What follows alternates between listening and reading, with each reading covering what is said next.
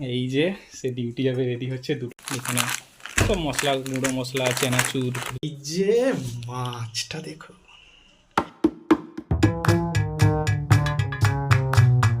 So নমস্কার বন্ধুরা, তো কেমন আছো সবাই? তো শুরু করছি আজকের এক নিউ ফ্রেশ ব্লগে। তো এই ব্লগটা একটু ইন্টারেস্টিং হতে চলেছে না? কেন না, ওই দিন থেকেই যে আপনারা শুনে আসছেন আমি একা থাকি না, আমি থাকি দাদার সাথে। কার সাথে? না দাদার সাথে। আমি দাদা। তো কে সেই দাদা? তো সেই দাদাই আজকে ব্লগে আসতে চলেছে। হ্যাঁ, একটু খুব অল্প সময়ের জন্য হলেও হ্যাঁ নিশ্চয়ই এই ব্লগে আপনারা দেখতে পাবেন ওকে। সো আপনারা পাশে থাকুন, নিশ্চয়ই সে পরবর্তী ব্লগগুলোতে আবার থাকবে। কারণ আমার ব্লগে থাকবে একটু পুলিশের তারকা, একটু থানার গরম, একটু মুচমুচে সব স্টোরি, তার সাথে একটু ভালো খাবার দাবার, তাই নয় কি? তো শুরু করছি আজকের ব্লগ রান্নার মধ্যে দিয়ে। তো রান্না করব, তারপরে পুজো করব। আপনারা জানেন আমি মায়ের পুজো করি। তারপরেই দাদা ভাই দুজনে খাওয়া দাওয়া করবো। তারপরে সে আবার ডিউটি আছে, ডিউটিতে যাবে।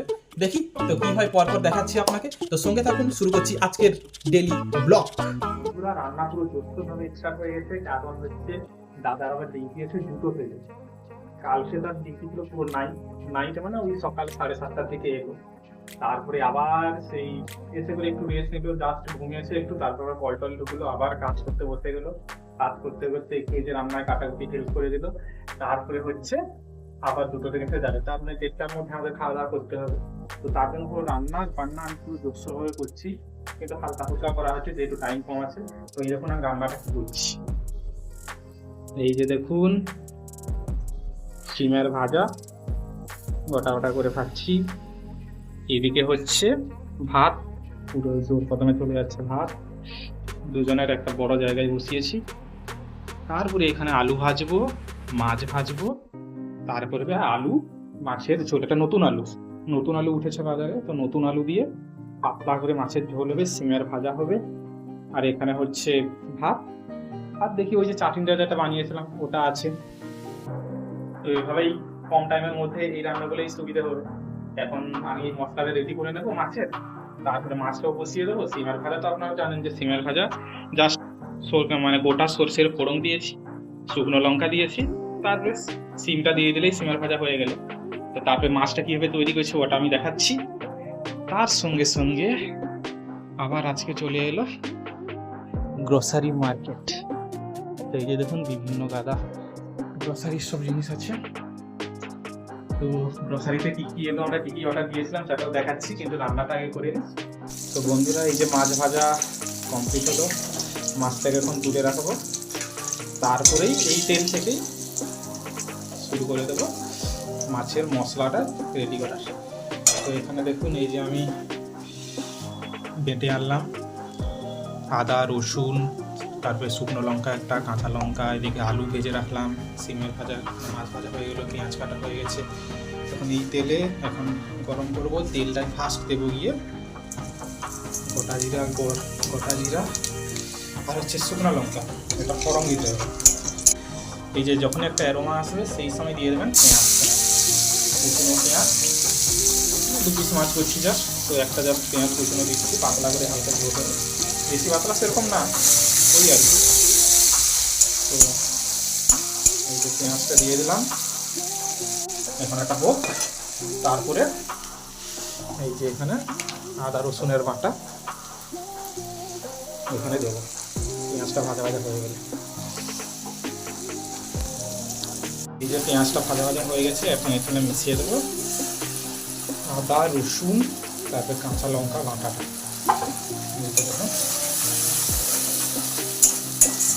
এখন এটাকে বেশি ভাজতে হবে না, জাস্ট একটু হাই ফ্লেমে ওই 30 সেকেন্ড মতন করলেই, যতক্ষণ ওই রসুনের কাঁচা গন্ধটা ততক্ষণও যাচ্ছে গাছটাকে ভেজে দিতে হবে।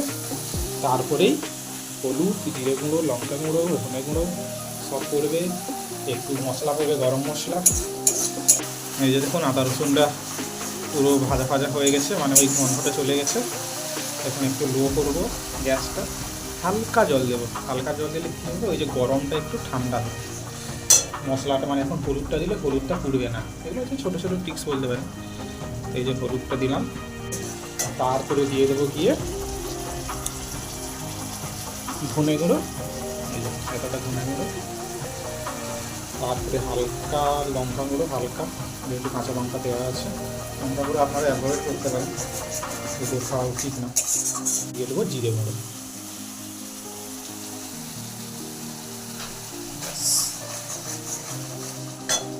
তো বন্ধুরা মশলা কষানো হয়ে গেছে, এই যে দেখুন মশলাটা কিভাবে হচ্ছে, আপনারা একটু দেখুন, দেখতে পাচ্ছেন রংটা এলো কিভাবে, জাস্ট ওইগুলোই দিলাম।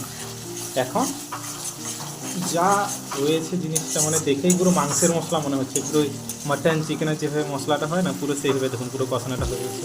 এই যে তেলটা ছেড়ে দিচ্ছে মানে কষানো হয়ে গেছে। এখন এখানে আমি যেটা দেবো, এই যে আলুগুলো ভেজে রেখেছিলাম এই আলুগুলো এখানে দিয়ে দেবো। দিলে কী হবে, আলুটা ভাজার পরে একটু শক্ত শক্ত আছে মাঝখানটা যেহেতু বড় বড় কাটা, তো এই যে এটাকে এখন মাখিয়ে দেবো। এই যে হালকা জল দিয়ে দিলাম, এখন পুরো এখানে কষানো হবে।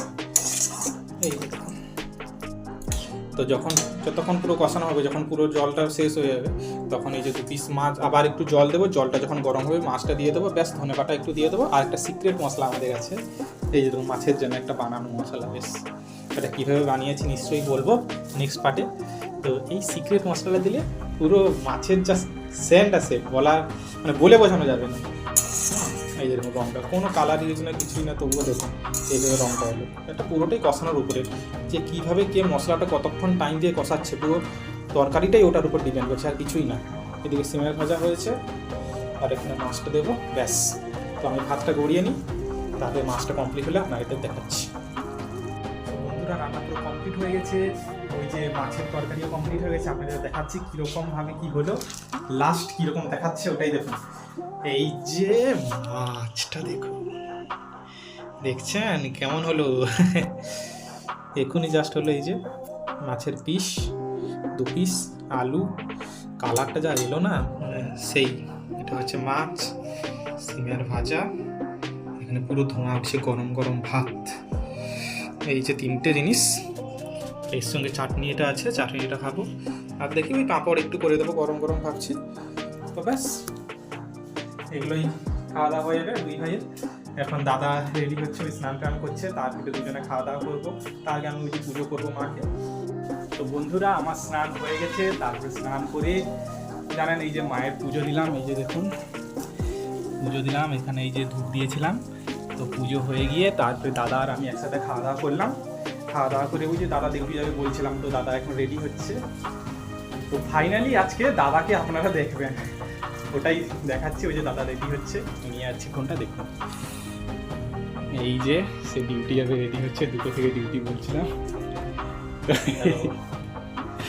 বল কিছু, সবাই কেমন আছেন? এখন বেরোচ্ছে, এখন আমি আস্তে আস্তে ব্লগে ভাইয়ের সাথে আসতে চলেছি ব্লগ নিয়ে।